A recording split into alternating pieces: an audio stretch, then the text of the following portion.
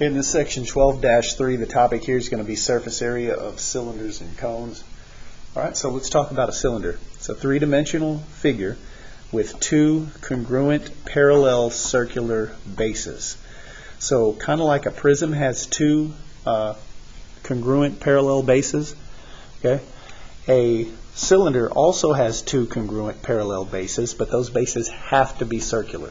So in a prism, they can be really any polygon, but in order to be a cylinder, those bases have to be circular. And so cylinder looks something like this. So you've got your two circular bases, one on each end, and then you've got your lateral surface that connects the two bases together, cylinder. Then we have a cone, also three-dimensional, but it only has one circular base. So a cone has one circular base, and on the other end it all comes to a vertex. Okay, cone. All right. Now, another couple of vocabulary words we need to talk about here is, number one, net. Okay, so the net is when you unfold all the surfaces of a 3D figure and you push them down flat. So, like for example,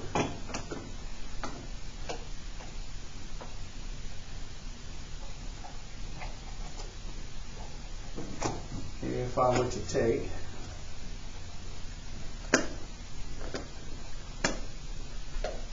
let's see if I can get one that's already open. Alright, let's say I were to take this prism right here. Okay, if I unfolded all of the surfaces and pressed them down flat, that would be the net drawing. Okay, same thing if I took a cylinder or a pyramid. If I unfolded all the surfaces and pressed them down flat, that would be the net drawing.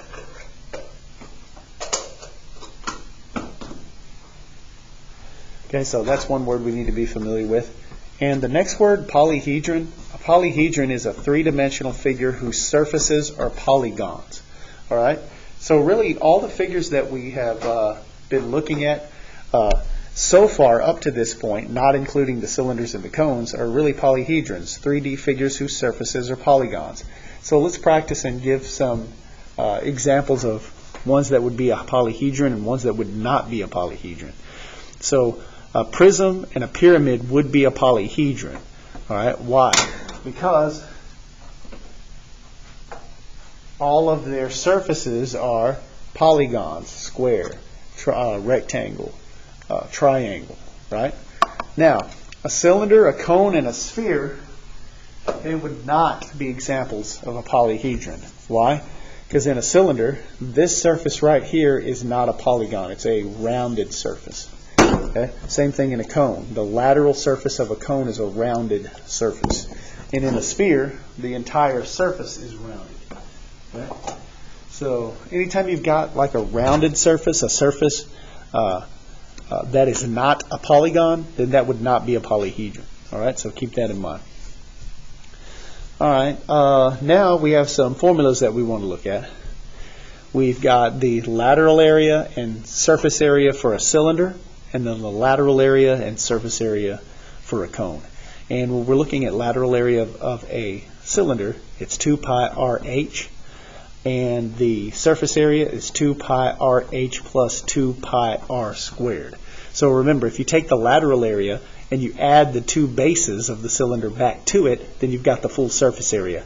And remember, since a cylinder, the base has to be a circle, then the formula for the area of the base is always pi r squared.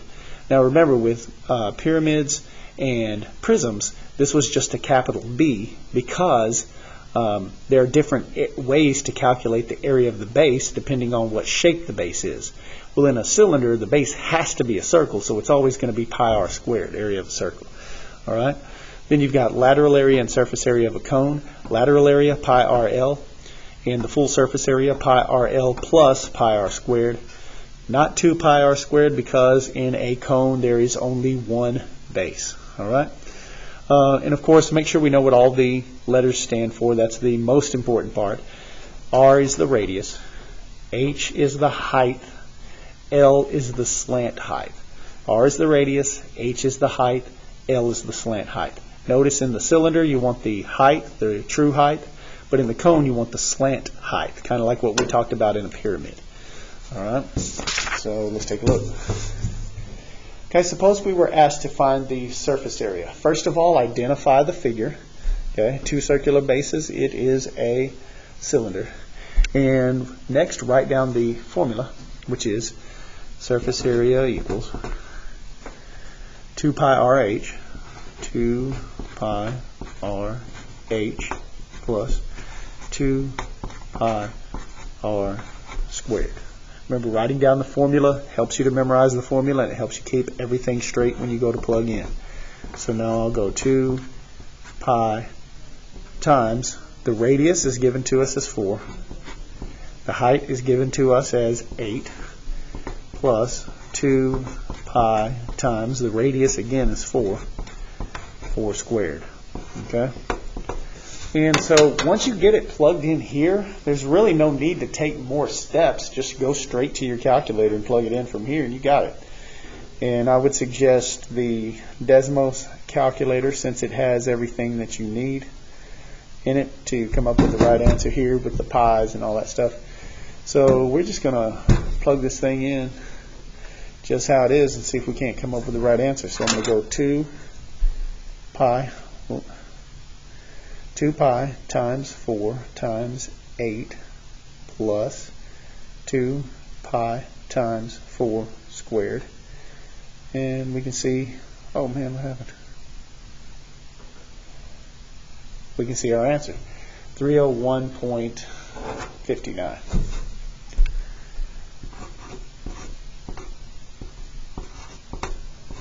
.59.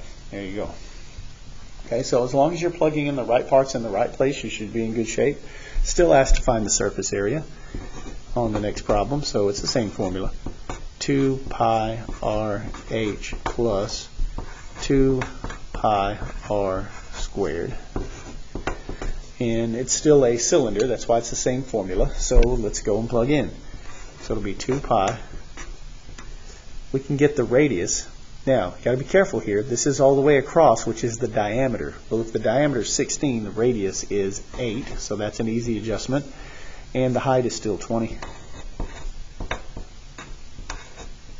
Plus 2 pi times the radius is still 8 squared. Now, like I say, no need to take more steps. We can just go right into Desmos. And we'll back it up to here, 2 pi times 8 times 20 plus 2 pi times 8 squared. So that is 1407.43. 1407.43. And of course, don't forget what we said about the surface area. It is expressed in square units, square feet, square yards, square inches, etc. Okay? Okay, now we shift gears and look at a cone. So let's go ahead and write down the formula first, which is S equals pi RL plus pi R squared.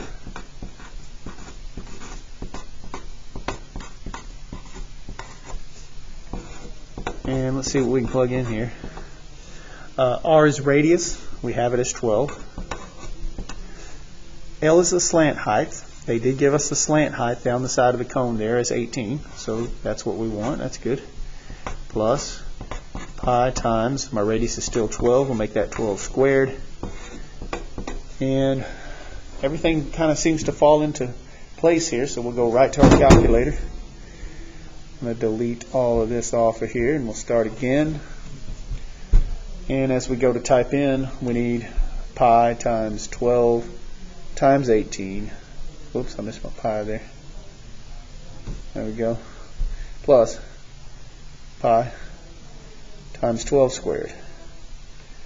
And we come up with 1130.97. 1130.97. All right. And so I think what you may find is this is a little bit more straightforward and a little easier than the prisms were. Because in the prisms, we were always going off to the side to have to calculate the area of the base and calculate a Pythagorean theorem to find another piece and all that kind of stuff. Well, remember, since the base is always a circle, it's always pi r squared here. So there's nothing to go off to the side and calculate. You just get the radius and plug it right into the formula. And there's not as much going off to the side and using Pythagorean theorem. We're going to see that in the next problem, but there's not as much of it as it was tended to be in in prisms. All right, so that's kind of the reason why this flows a little bit easier. Okay, so we've got another cone. So the surface area is equal to pi r L plus pi r squared. Let's plug in. Pi times the radius we have is 10. The slant height is not 22. So here's where we're going to have to resort to the Pythagorean theorem. So notice the real height, the slant height, and the radius make a right triangle. So it's going to be 10 squared plus 22 squared equals to x squared. And you can go right into the calculator for this and get the square root of 10 squared plus 22 squared. And so there is the x, 24.17. So that is actually our slant height. That's what we just calculated. All right? So, because to get to x, you got to take the square root of both sides. So that's why you can just type all of this in instead of doing the several steps that we would normally do. How you doing?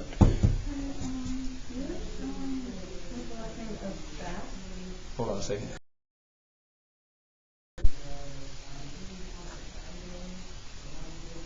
All right, so we can now take our slant height and plug it back into the formula. Plus, whoops, don't need the plus yet. We need our slant height first, times 24.17. Now we can go plus pi. Radius we know is 10 squared. It's 10, and then we square that, I should say. And so now we're ready to go back into our calculator and actually finish it up. And it looks like this when we do. So we'll go pi times 10 times 24.17 plus pi times 10 squared. And that is our full surface area, 1073.48.